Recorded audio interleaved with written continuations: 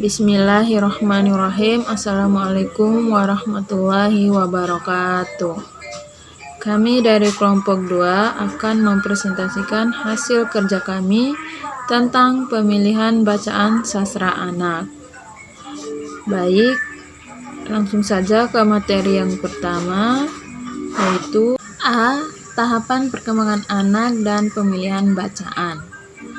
Pertama, pertimbangan ketertarikan anak terhadap suatu bacaan harus dilihat sebagai kriteria seleksi yang lebih penting daripada anggapan kecocokan yang dilakukan oleh kacamata orang dewasa.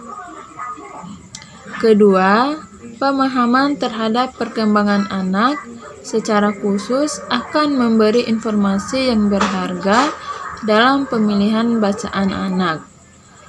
Yang ketiga, pemahaman terhadap tahapan perkembangan akan membantu dalam seleksi bacaan, tetapi itu bukanlah sesuatu yang kaku, bukan sebuah harga mati. Keempat, pemahaman kesesuaian dalam pemilihan bacaan dengan tahapan perkembangan anak perlu diperluas dengan mencakup kontribusi tiap tahap itu. Adapun tahapan perkembangan anak, yang pertama perkembangan intelektual. Piaget membedakan perkembangan intelektual anak ke dalam 4 tahapan. Tiap tahapan mempunyai karakteristik yang membedakannya dengan tahapan yang lain, dan hal itu berkaitan dengan respon anak terhadap bacaan. Tahapan perkembangan intelektual yang dimaksud adalah pertama, tahap sensori motor, biasanya sekitar usia 0-2 tahun. Tahap ini merupakan tahapan pertama dalam perkembangan kognitif anak. Yang kedua, tahap praoperasional berusia 2-7 tahun. Dalam tahapan ini, anak mulai dapat mengoperasikan sesuatu yang sudah mencerminkan aktivitas sentral dan tidak lagi semata-mata bersifat fisik. Yang ketiga, tahapan operasional konkret, usia 7-11 tahun. Pada tahapan ini, anak mulai dapat memahami logika secara stabil. Yang terakhir, yang keempat adalah tahap operasi formal, usia 11 atau 12 tahun ke atas. Pada tahap ini, tahap awal adolesen, anak sudah mampu berpikir abstrak. Tahap perkembangan anak yang kedua yaitu perkembangan moral. Selain mempelajari perkembangan kognitif anak, Piaget juga mendalami hal-hal yang berkaitan dengan perkembangan moral. Menurut Piaget, perbedaan nyata antara anak dan dewasa adalah bahwa anak memiliki 2 moral. Piaget juga mengemukakan bagaimana anak mungkin saja mengubah interpretasinya terhadap dilema, konflik, dan moral dalam cerita. Penilaian anak terhadap moral bergerak dan berkaitannya pada orang dewasa, keterpengaruhnya pada kelompok dan berpikir bebas. Yang ketiga, perkembangan emosional dan personal. Sebagai seorang manusia, di dalam kedirian anak terdapat berbagai aspek yang sama-sama mengalami pertumbuhan dan saling berkaitan satu dengan yang lain.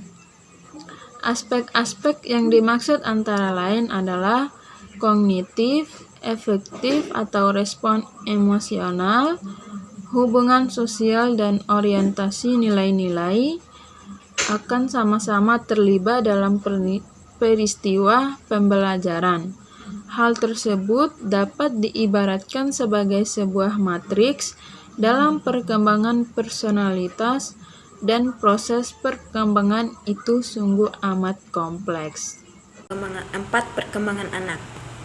Menurut Noam Chomsky, seorang linguis penemu teori tata bahasa generatif transformasi, berkeyakinan bahwa dalam diri anak terdapat semacam alat yang dipergunakan sebagai sarana memperoleh bahasa. Sejak dilahirkan, anak sudah memiliki pembawaan bakat innate capacity yang berupa language acquisition device led alat perolehan bahasa.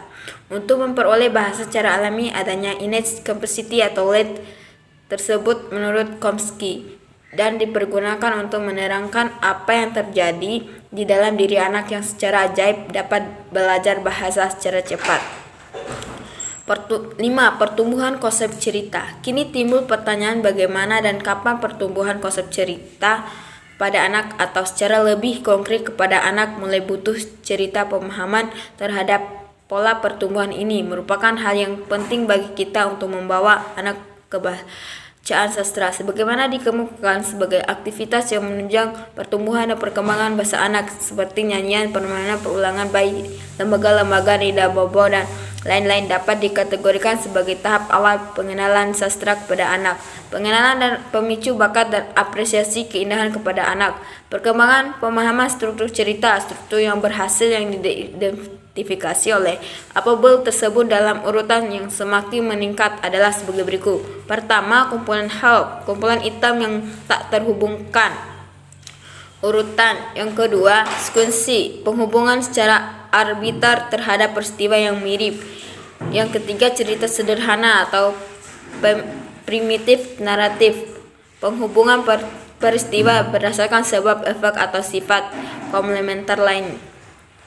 Penghubungan tak berfokus, unfazed chain, penghubungan lewat atribut umum yang berupa pemindahan peristiwa-peristiwa. Penghubungan memfokus, penghubungan sebagai peristiwa yang berkaitan dalam hubungan yang bermakna. Naratif, penghubungan telah berfokus, menghubungkan tiap peristiwa atau item ke dalam tema atau pola karakter tertentu. B. Penilaian sastra anak. Penilaian sastra anak yang dimaksud haruslah dipahami dalam kaitannya dengan tujuan pemilihan bacaan sastra bagi anak sesuai dengan usia perkembangannya. Hal-hal yang menjadi penilaian bagi sastra anak yaitu pertama, alur cerita. Alur membuat segala sesuatu yang dikisahkan bergerak dan terjadi.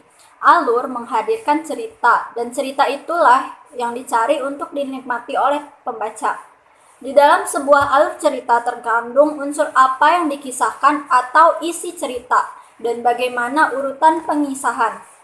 Kedua, yaitu penokohan. Istilah penokohan dapat menunjukkan pada tokoh dan perwatakan tokoh. Tokoh adalah pelaku lewat cerita berbagai aksi yang dilakukan dan peristiwa serta aksi tokoh lain yang ditimpakan kepadanya. Ketiga, yaitu tema dan moral. Tema dalam sebuah cerita dapat dipahami sebagai makna yang mengikat seluruh unsur cerita sehingga cerita itu hadir sebagai sebuah kesatuan yang padu. Keempat, yaitu latar. Sebuah cerita memerlukan kejelasan kejadian mengenai di mana terjadi dan kapan waktu kejadian untuk memudahkan pengimajinasian dan pemahaman cerita bagi pembaca. 5. Style. Style berkaitan dengan bahasa yang digunakan di dalam sastra.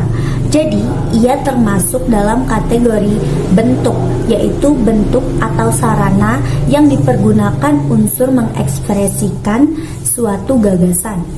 Aspek style menentukan mudah atau sulitnya cerita untuk dipahami, menarik atau tidaknya cerita yang dikisahkan, dan karenanya juga mempengaruhi efek keindahan yang ingin dicapai.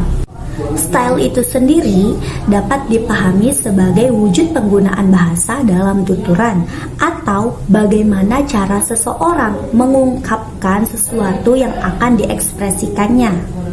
Bahasa sederhana.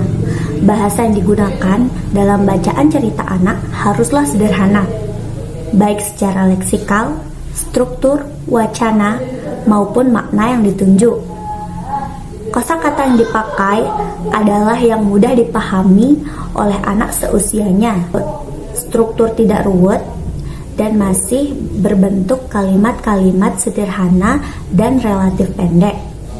koherensi dan kohesi jelas, ungkapan sudah lazim dipergunakan, dan kesemuanya itu dipergunakan untuk membahasakan pikiran yang juga sederhana. Kriteria sederhana itu sendiri bukan merupakan suatu yang eksak, ia bersifat relatif. Bacaan yang sama-sama ditujukan kepada pembaca anak pun secara konkret perlu ditegaskan anak yang mana, usia berapa, dan kelas berapa. Bacaan cerita anak haruslah mempergunakan bahasa yang sederhana, tetapi juga ia berfungsi untuk meningkatkan kemampuan berbahasa anak.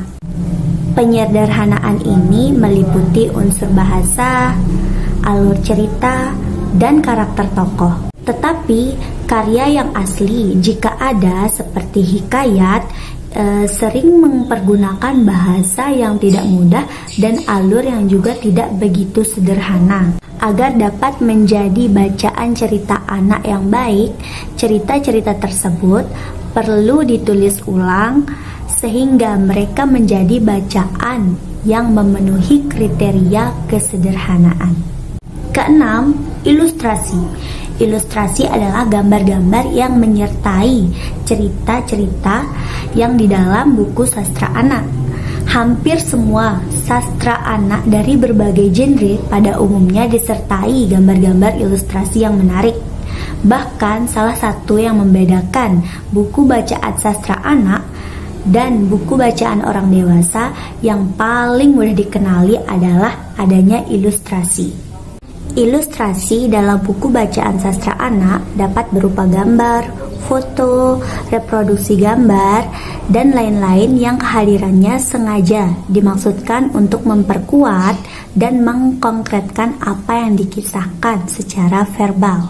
Ilustrasi buku-buku sastra harus menarik perhatian anak. Lazimnya gambar-gambar itu jelas, berwarna-warni, komunikatif, dan ditampilkan secara variatif pada hampir tiap halaman buku. Gambar-gambar ilustrasi pada buku anak yang lebih kecil umumnya lebih dominan daripada teks verbal. Dengan komposisi warna yang lebih mencolok, lebih besar, dan hampir memenuhi halaman-halaman buku. Hal itu sengaja dilakukan karena anak yang belum lancar membaca dan aktivitas apresiasi masih banyak ditujukan pada ilustrasinya. 7. Format. Format memegang peran penting untuk memotivasi anak membaca sebuah buku bacaan cerita, walau format itu sendiri bukan bagian dari cerita.